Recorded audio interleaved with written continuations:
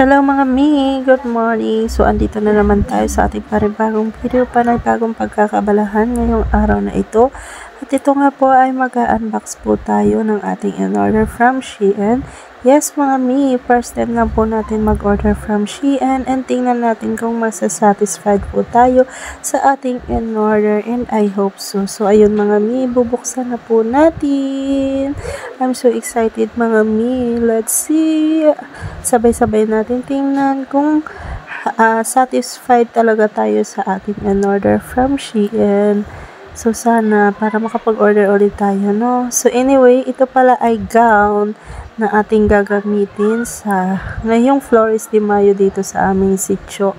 So, ayan po siya. Burgundy red po ang kulay na aking napili.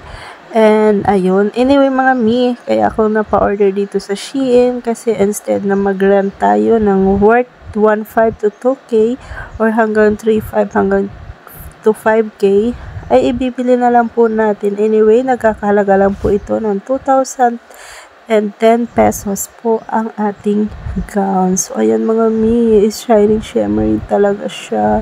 So, ayan o mga mi, ang ganda niya. And super happy po talaga ako sa aking na-order. Anyway, yung aking size dyan is large. Yung una ko nga palang na-order dyan is XL, pero madali naman siyang napalitan. And ayan nga po, thank you sa seller. Kasi napalitan po nila ng large yung aking size. So, ayan mga mi, sukat na natin maya-maya. So, super happy talaga ako sa aking na-order from Shein. So, what you see in the picture, ayun talagang matatanggap natin mga mi. So, ayan, happy-happy po talaga tayo dyan.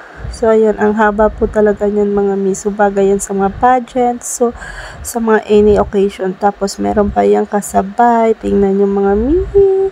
Yan, ang ganda niya para maging para siyang ball gown mga mi. Ayan, isuot na po natin. So, ayan na siya.